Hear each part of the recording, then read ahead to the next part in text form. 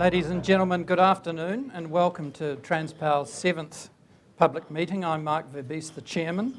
I'm pleased to be here this afternoon representing a company whose purpose is to connect New Zealanders to their power system through safe and smart solutions for today and tomorrow. As a company, we understand the importance of achieving this purpose every day, given the ever-increasing reliance on electricity in our everyday lives. This forum is an opportunity to meet with our stakeholders and talk openly about the performance over the past year and our plans for the future. We're also keen to hear your questions and comments, which we encourage you to make at the end of the presentations. And then please join us for some light refreshments after the meeting. As you're probably aware, Transpower has two key roles. We are the state-owned enterprise that plans, builds, maintains and operates New Zealand's high voltage transmission network, the national grid, which includes around 11,200 kilometres of transmission lines and 169 substations. We're also the system operator appointed by the Electricity Authority, responsible for the operation of the electricity system in real time, 24 hours a day, 365 days a year.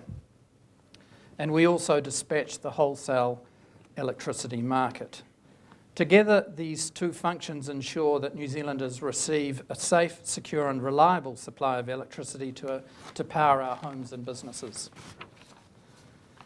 Transpower achieved strong performance during the 2015 financial year, both financially and operationally.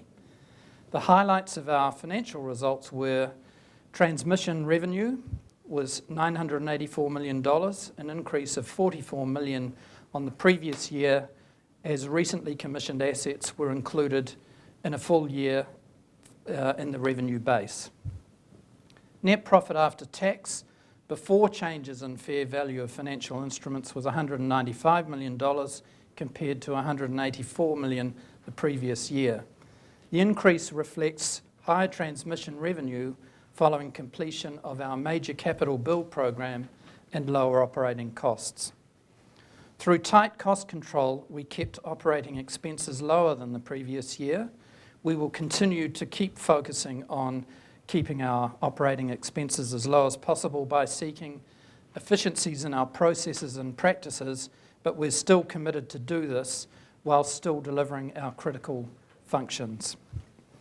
We paid an interim dividend of just over $75 million to the Crown in March 2015 and a final dividend of $112.8 million in September. That brings total dividends for the financial year to $188 million compared with $151 million the previous year. This was achieved despite lower revenues than planned in the last quarter, with the reset in our regulatory control period, the new one known as RCP2. Last year marked the completion of our first regulatory control period, RCP1. This was a significant milestone for us. Operating expenditure over the 4-year regulatory period was below our allowance due to the focus on cost control, which I've mentioned before. At the same time, we delivered 97% of the total base capital expenditure that we undertook to make during this period. This included converting 13 outdoor substations to indoors to improve performance, replacing 26 power transformers to help increase reliability, replacing nearly 5,000 insulators to ensure the safe operation of lines, installing a new substation management system at 35 sites, creating better visibility and control, replacing almost all of our revenue meters to ensure better data accuracy, painting over 1,600 transmission towers to extend their life, commissioning a new asset management system, Maximo, which has helped us improve our asset management practices, and commissioned New Zealand's third largest communications network, which we call Transgo. So there's been a fair bit on our agenda. Reliability on the grid for the year to 30 June this year was the best for the last 10 years. This excludes the significant event at the Penrose substation in October 2014, which caused a loss of supply of electricity to around 75,000 Vector customers. Alison will talk some more about our response to this event shortly. Our system operations activities also delivered efficiencies to the wholesale market arising from recent grid investment, which should benefit all electricity consumers. However, we still have work to do on our safety performance, which was below our target. The total recordable injury frequency rate, known as TRIFR, was a rolling 12-month average of 13.3 against a target of no more than 8. We're focused on understanding the root causes of our injuries with a goal to improving safety at our workplaces in pursuit, ultimately, of zero harm. Transpower works within regulatory control periods as part of the framework set by the Commerce Commission, which covers all of our transmission activities. We've completed the regulatory reset process for the next 5-year control period, which began on 1 April this year. This reset brings a more challenging operating environment to us for our transmission business. Our allowable rate of return has declined from 7.19% to 6.44%. We've also new challenging efficiency targets, which mean we have to achieve a 7.5% improvement in capital expenditure and an 8% improvement in maintenance operating expenditure through to 2020.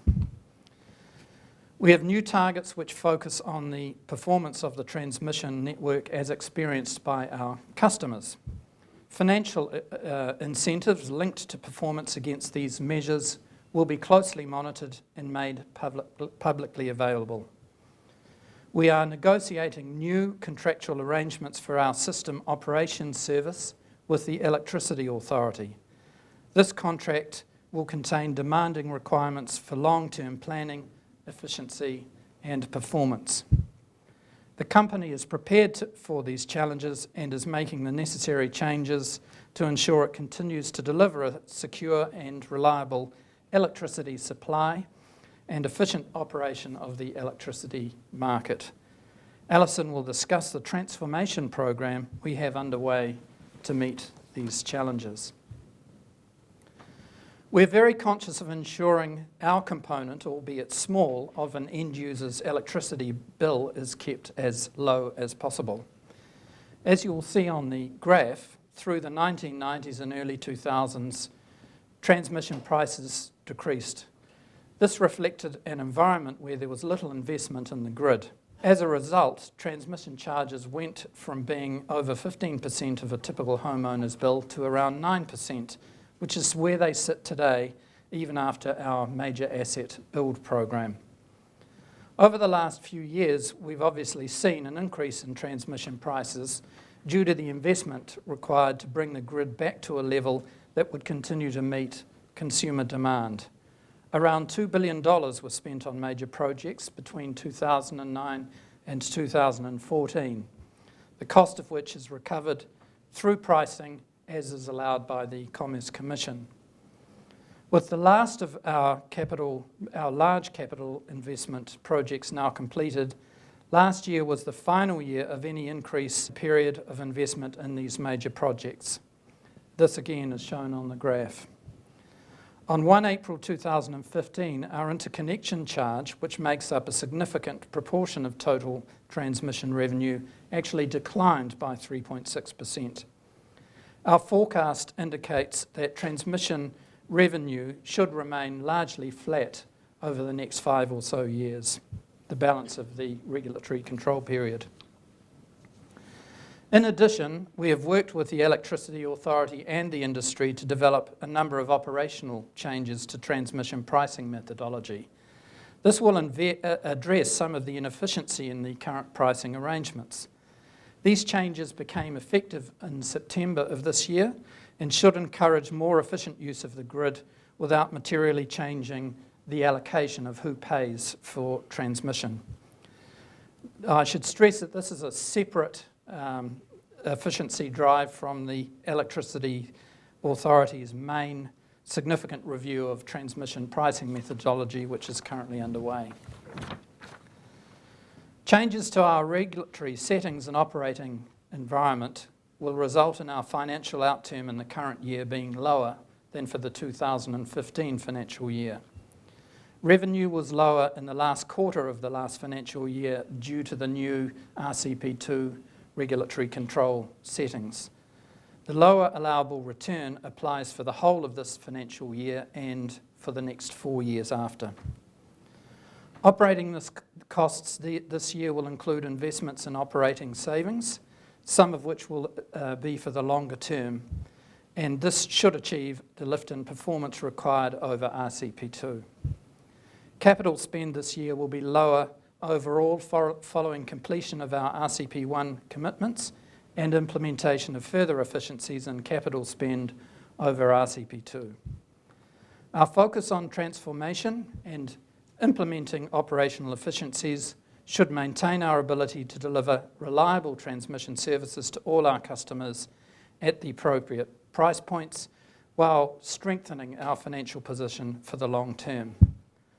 I'll now hand over to Alison to talk to you in a bit more detail about our operational performance and priorities. Good afternoon, everyone. Let me add my thanks to Mark's to you all for joining us.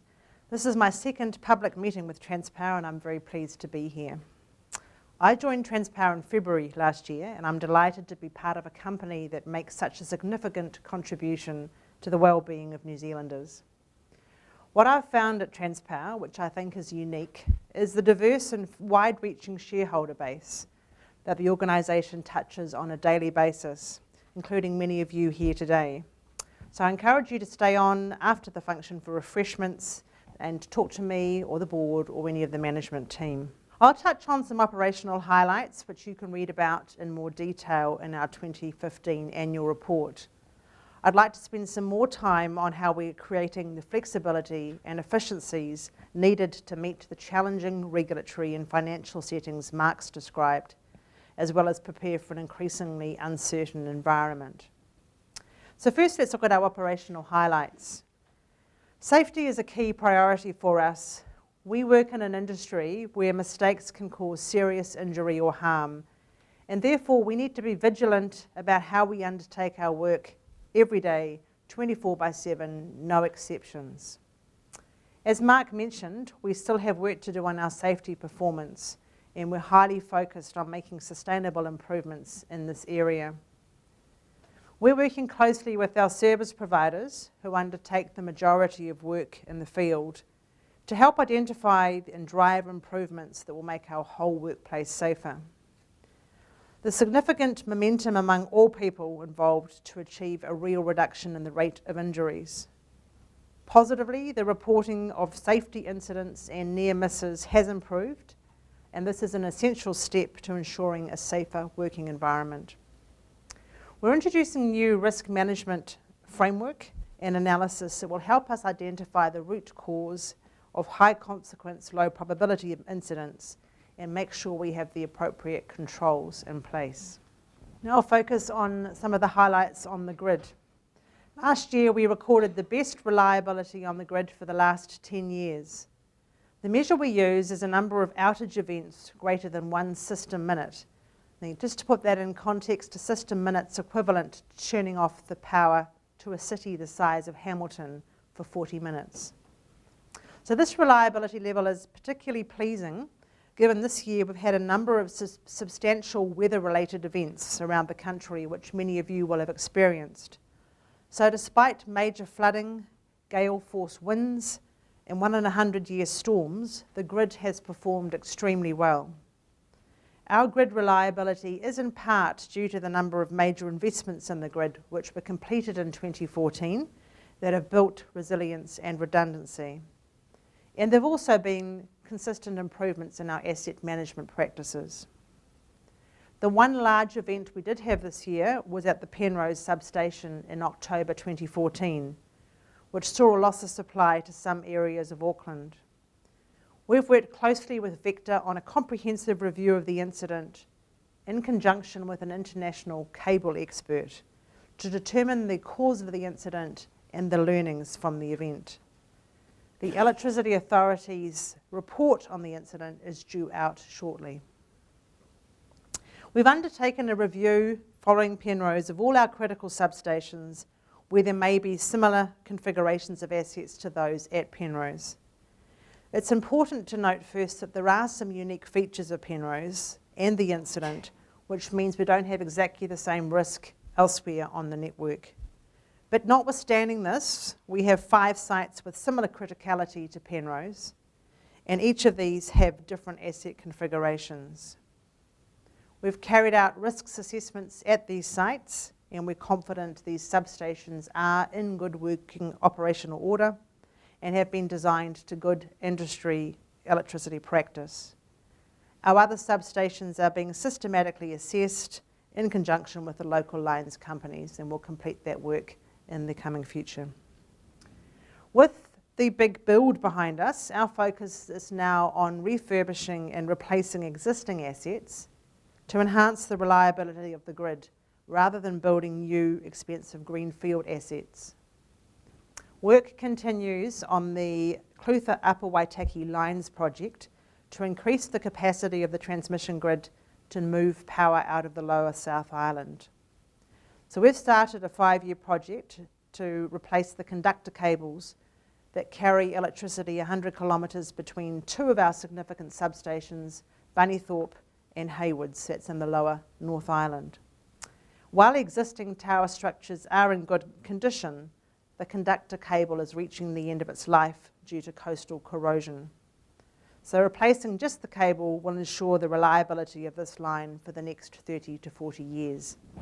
That's a program of about $169 million of capital. For the system operator, we've had a busy year.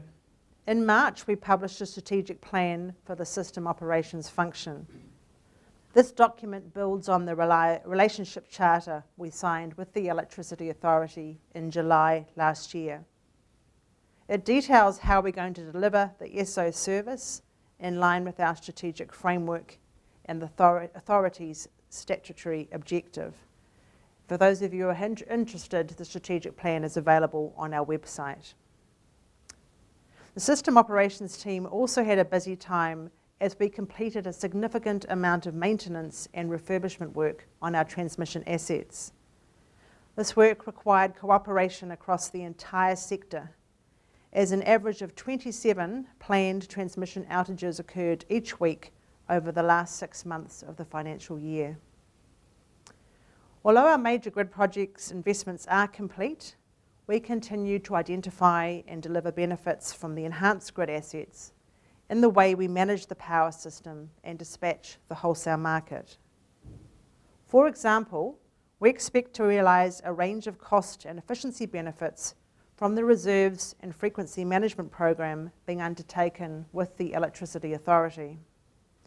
Following a successful trial, we've retained a new model of control on the inter-island link, which is expected to reduce the frequency keeping costs for the industry by an estimated $25 million a year. Further savings are expected as we complete additional projects as a part of this program of work. Also in the system operator, we have a subsidiary, EMS TradePoint. It's the owner and operator of New Zealand's only independent physical gas market. EMS TradePoint has been very successful over the last year, consistently recording month-on-month growth in volumes traded.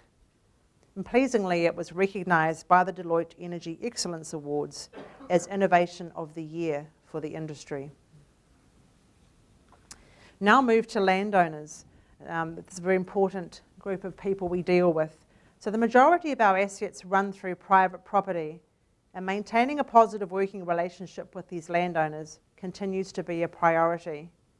Having our assets on private land brings a unique set of challenges, and one of these is being able to continue to ensure clear access to our assets so we can continue to operate and maintain them.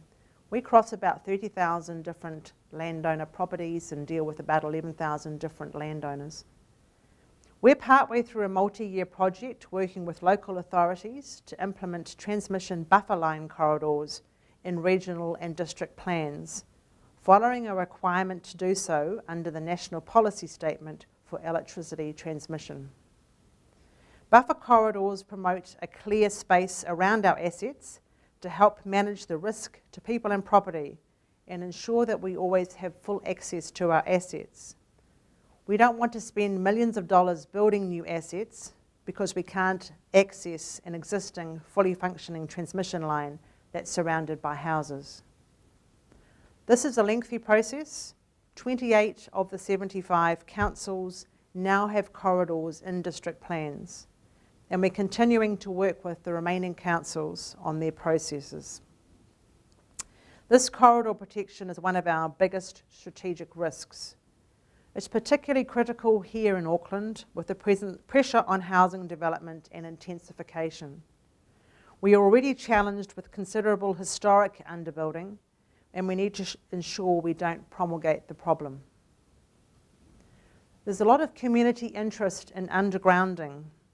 The economics to replace existing lines simply don't stack up, as found by a recent Select Committee review. Undergrounding is 7 to 10 times more expensive than overhead lines and has challenges of longer fault restoration times and increased operating costs. To put this in context, if we were to underground our transmission system in Auckland, our ballpark estimates say it would cost $2.5 billion and take 30 years. So it's critical that we preserve the future value of our existing overhead lines. Working in partnership with communities affected by our work is important to us, and we're committed to building closer relationships with those groups. Our sponsorship program, the Community Care Fund, continues to be a major success. Last year, the fund awarded grants totaling close to $900,000 to 45 community-based projects nationwide. Projects funded ranged from supporting St John's ambulances and enabling children's playgrounds to rewiring a scout den. Now looking to the future. Our strategic framework guides the way we think about how we'll deliver our purpose of connecting New Zealanders to their power system through safe, smart solutions for today and tomorrow. Our purpose will be achieved by delivering on 7 enduring strategic themes, and these are delivering a safe, zero-harm workplace, delivering excellent customer service and stakeholder engagement on a commercial platform, running an efficient electricity market, planning an enduring grid that delivers smart solutions cost-effectively, delivering a resilient, cost-effective transmission service for our customers, seeking continuous business improvement, and investing in good people. We've identified and are focusing this year on a number of strategic priorities that contribute to these strategic themes. A number of the strategic priorities relate to a transformation program which we've commenced to meet the environmental, regulatory and financial challenges we face. The first stage of this program includes a new operating model for our grid divisions and a new supporting organisational structure, a company-wide cultural change program designed to lift performance across the business improvement initiatives, and the enhancement of our risk management framework with a particular focus on safety and risk assessment. Successfully implementing this transformational change program will support our commercial and operational success during the current regulatory control period. It will deliver greater value for New Zealanders, put the company in a more mature position for the next regulatory control period, and allow us to continue to manage the wholesale market efficiently. Now turning to our customers, our business model is defined by the level of service we provide to our customers. We consulted with our customers as we reviewed our services to support our RCP2 submission several years ago, and we've now defined our service levels and planned how we're going to improve our delivery. This consultation involved understanding criticality of load and affordability of reliability. We've grouped our customers into 5 segments with specific targets for each segment. This helps us and our customers know the level of service they can expect. These new targets cover the number of interruptions our customers experience, the time it takes to restore power, and the availability of our grid assets. The targets are linked to revenue, and when we achieve the targets, we'll get an increase in our revenue and vice versa. So our performance year to date against these targets has so far been positive. Given that many of our assets have operating lives of more than 50 years, looking out further at what might affect or change the way we deliver electricity in the future is fundamental for our long-term planning. We need to assess what the future energy landscape might look like to ensure we make the appropriate and timely investments in assets or technology and position our business appropriately. The landscape's continually changing, and predicting future demand trends and growth is challenging. Smart meters, smart appliances, home automation, electric vehicles, solar photovoltaics, and batteries can enable and encourage consumers to participate more in their electricity supply. Depending on uptake, these technologies may displace some existing large-scale generation over the long term. In the near term, we're analysing and adjusting the way we manage our assets and the wholesale market for the recently announced closures of some large thermal plants, some of these much earlier than expected. The location and type of available generation has implications for the management of the transmission grid and the reliable supply of electricity to our customers. Earlier this year, there was a period where over 90% of the electricity transported on the grid and delivered to customers was from renewable sources. This is a positive environmental outcome for New Zealand, and there were no issues on the grid. However, a large volume of renewables and the uncertainty around emerging consumer technologies will impact on how we manage and operate the transmission grid over the long term, and how we manage the wholesale electricity market. And this will also depend on how fast and when these actual technologies are adopted. To support any such change, it's critical that New Zealand has a strong and resilient transmission grid and a well-run wholesale electricity market. Our challenge is to balance cost and service to provide a grid that delivers the most value to our customers, stakeholders, and ultimately the end consumer. And to do this, we'll continually look for new ways to operate the grid and invest in innovative solutions and technologies to deliver more service from our existing assets. We publish a lot of information, so for those of you who like to read lots of things, our website is a veritable feast of information. So a lot of information gives detailed insight into our future plans for asset management as well as operating and capital expenditure. So we've recently published our 2015 Integrated Transmission Plan and supporting documents. So this plans to make sure that we're making the right decisions regarding our assets at the right time, so that everything we do aligns with our overall customer service aims. This plan consists of 4 documents. You'll see them here. The first, Integrated Transmission Plan 2015, is a concise, accessible overview of our plans. Then there's a services report, which describes our service offering and performance targets and explains how we use these in our business. Our Asset Management Plan 2015 explains our asset management framework, our management of each asset class, and a summary of planned works. And then the 4th document is our Transmission Planning Report 2015, which identifies future transmission issues and potential solutions for the backbone grid and regional development plans. So all of these, as I say, are available to you on our website. We've completed an environmental scan of the long-term future, and we're updating our long-term transmission outlook. That is out to about 2050, called Transmission Tomorrow. This will look at a range of possible futures for New Zealand's electricity sector and the challenges and opportunities that these pose. We also publish a statement of corporate intent each year that includes financial forecasts and performance targets. And we report against these targets in our interim and annual reports.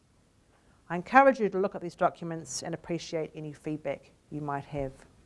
So thank you. I hope that Mark and I have been able to provide some insight into the year that's been and what Transpower will focus on in the immediate future. Finally, thanks to you, our stakeholders, shareholders, customers, communities and landowners for your contribution and support. So I've talked long enough now. I think it's time we can open up the floor for your comments and questions. My concern is with management of peak demand. In 1960, I was involved in managing the peak demand of Auckland using what we could control. We held the Auckland peak demand at 144 megawatts from 7 a.m. to 9 p.m. All the rest of New Zealand did the same thing, so the system demand was practically flat on peak demand days till bottom somewhere. Now, the electricity reforms effectively destroyed that system, and we're now spending money on various peripheral things for peak demand. But nobody's talking about looking at why the reforms destroyed our once world-leading system and how we can get back to a situation where once again we lead the world from peak demand using full control of hot water and other things. Brian, I think you raise a very good point around the demand side response, and certainly as we look further out, there is a possibility that grid needs to move from managing peak to actually being more of a less of a peak supply. So avoiding building a lot of assets are just there for a peak is in everyone's interest in terms of optimising capital spend. And there are lots of options to do it, and you mentioned ripple control. I would challenge you whether the actual NIGUP line was needed or not, but that's a separate issue. It certainly enabled the geothermal in the central North Island to be there, and it's enabled the closure of some of these thermals. Leaving that aside, your point is extraordinarily valid, and part of this work we're doing with Transmission tomorrow, thinking about is how do we get more of that demand side participation. We've, as you know, got demand side management we're looking at and that sort of thing, and I know it is of interest, so we'll certainly rise to taking up that challenge for you or with you. My name is John White. I have a question around the regulatory framework because I'm not familiar with how all this works. But from what I understand from the implications of RCP2, that your maximum return will depreciate to, was it correct, 6.44?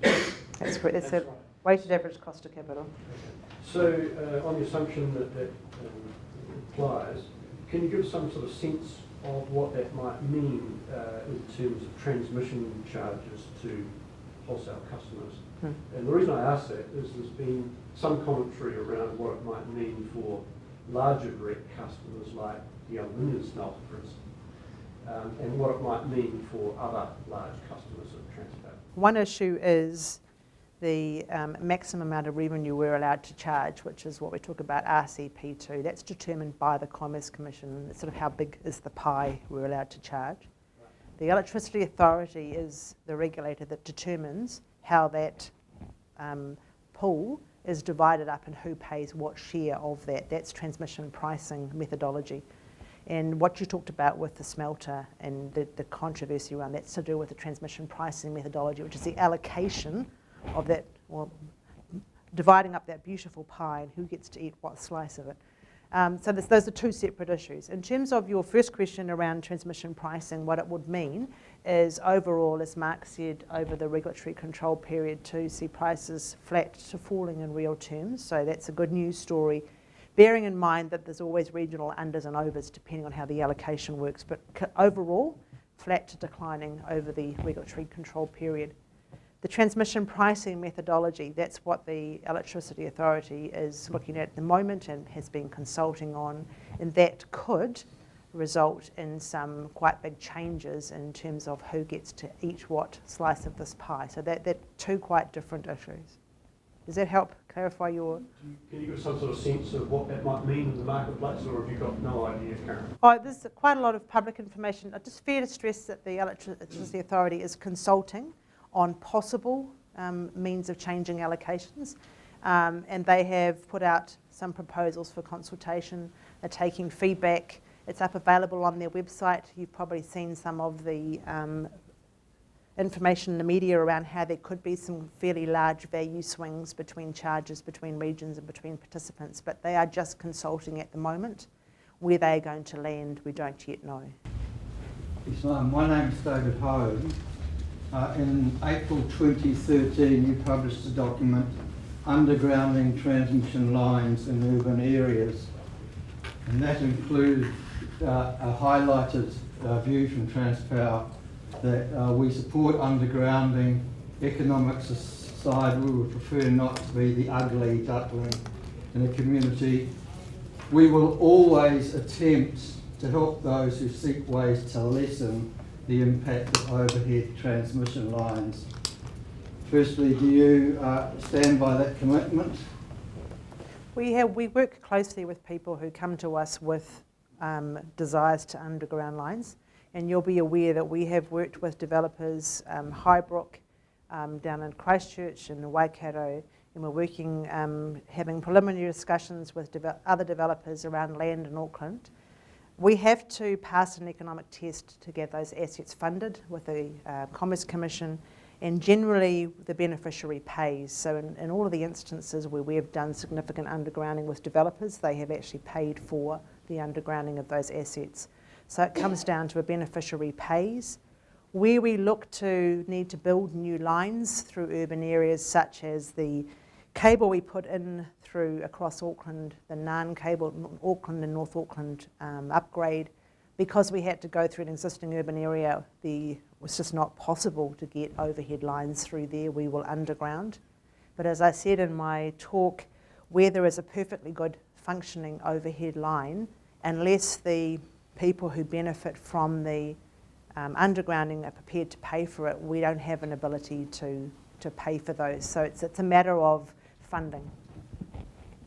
The New Zealand Transport Association has similar commitments, and we've just seen the opening of an Onehunga foreshore where the New Zealand Transport Agency put in $19 million to remediate and restore an environment that was damaged by their activities. Is this a reasonable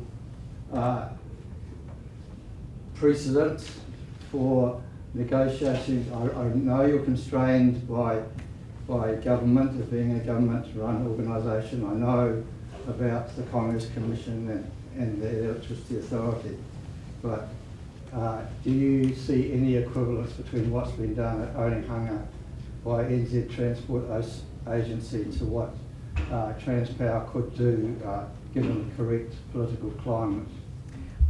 Our community involvement has been more modest than that, and I talked about our community care fund. We've put about $1 million into the local communities around New Zealand over the last years, but they tend to be smaller, around the $50,000 type, to a large number of people to get that benefit out across the communities. So that's where we're focused in terms of our community investment. The other types of things, as you say, like undergrounding, have been specifically around where the beneficiary pays.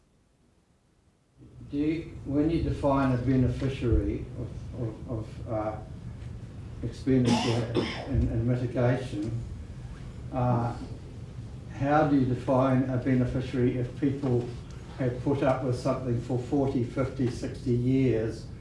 Maybe they got some compensation years ago. Is there a time limit on when they stop becoming a beneficiary and start having a liability on their hands? I think it's a real issue. It's 7 to 10 times more expensive. I gave you the context of, where do you stop? To underground Auckland, $2.5 billion, 30 years of work, for no significant improvement in service of electricity delivery. In fact, more cost, other than the visual impact, has changed. So it's a real question for New Zealand Inc. About who pays. Thank you. Thank you very much. We'll close the meeting.